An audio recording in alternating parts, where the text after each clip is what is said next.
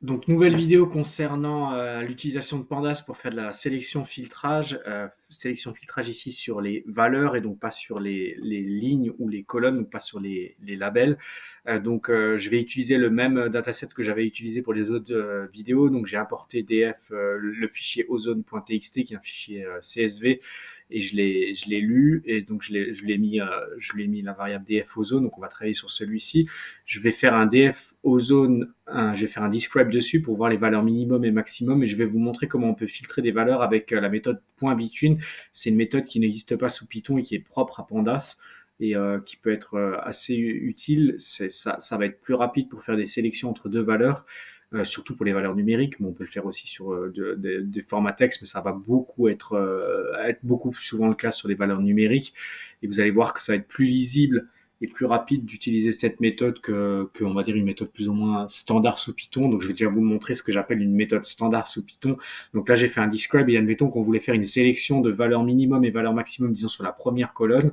On voit que la première colonne, elle a une valeur minimum à 601 et une valeur maximum à 930. Ce que j'ai créé un filtre que j'ai appelé filtre 1 et je lui ai dit, tu filtres dans mon data frame ozone sur la colonne ops tout ce qui est super ou égal à 700. Donc 700 est inclusif, c'est avec le égal que j'ai dit inclusif, c'est-à-dire qu'il peut être compris dedans. Si j'avais pas mis le égal ici, 700 aurait été exclusif, donc ça je pense que vous comprenez. Et donc filtre 2, j'ai mis df ozone toujours sur la même colonne ops et cette fois-ci inférieur ou égal à 800. Donc en gros j'ai deux filtrages. Je veux toutes les valeurs qui sont supérieur ou égal à 700, mais donc dans l'idée et inférieur ou égal à 800. Et donc c'est ce que j'ai fait ici.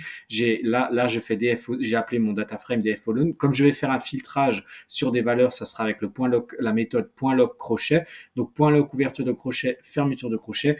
Je mets mon filtrage. En l'occurrence ici j'avais deux filtres, donc j'ai appelé filtre 1 et avec le signe et filtre 2. J'aurais pu rajouter ici une sélection de colonnes, mais là je veux l'intégralité de mes colonnes, donc je ne rajoute rien, j'exécute ça. Et là, il me dit que c'est pas défini parce que je n'avais pas défini tout ça, donc je vais le refaire. Maintenant, c'est bon. Donc, j'avais pas défini, il y avait toutes les cellules n'avaient pas été exécutées, donc c'est pour ça. Là, maintenant, ça c'est fait. Il m'a bien fait le filtrage et je vous avais dit dans l'autre vidéo qu'on pouvait faire un filtrage aussi avec la méthode .query. Donc là, c'est une méthode. Donc, on appelle query ouverture de parenthèse et là, le fonctionnement est différent par rapport à un point lock. Ici, le point lock, en fait, j'ai fait avec une déclaration de variable, mais j'aurais pas eu besoin. Hein. J'aurais pu, par exemple, prendre ça et le mettre ici. C'est juste qu'avec une déclaration de variable, le code est plus lisible. Si je fais ça, ça revient strictement au même. La seule différence, c'est que ça alourdit ici le code. On voit beaucoup de DFO zones partout, beaucoup de colonnes. C'est un peu difficile à lire. Pas pour vous si vous le codez, mais plutôt pour les autres. Pourquoi il met ça? Ah, si je le mets ici, il faut que je le mette avec des parenthèses. Donc là aussi, ça va encore alourdir le code. C'est que vous êtes obligé de séparer vos différents filtrages par des parenthèses. Donc là, je vais le faire, il va pas me générer l'erreur.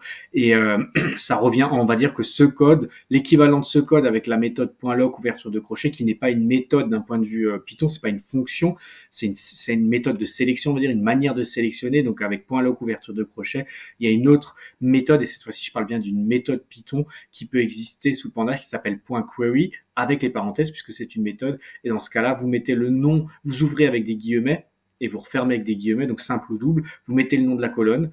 Et là, j'ai mis supérieur ou égal à 700, end, et cette fois-ci, je mets pas le signe et. Le signe et, c'est uniquement quand on est en point lock crochet. Quand on est en point query, il faudra utiliser end. La même chose pour or.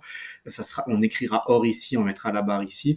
Et là, je fais ça, donc on va avoir strictement le même résultat.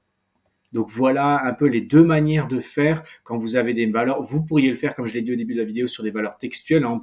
On pourrait trier un texte par ordre alphabétique, mais on va le faire beaucoup plus rarement. Ça va être surtout sur des valeurs numériques qu'on va devoir faire ça. En gros, on va devoir sélectionner entre une valeur minimum et une valeur maximum. Donc voilà un peu les manières de faire. Donc pour le point lock, soit vous créez votre filtrage en amont et ensuite vous appelez le nom de vos filtres avec le nom de la variable, donc filtre 1, filtre 2 comme j'ai fait au début, ou soit vous appliquez l'intégralité du code à l'intérieur, mais ça va ici alourdir le code, hein, vous voyez la ligne est assez complexe à lire, et point query, on voit que c'est un peu plus lisible, donc voilà, et maintenant je vais vous montrer dans la prochaine vidéo une autre manière de faire par rapport à celle-ci et celle-ci en utilisant directement une méthode Pandas qui s'appelle la méthode .between.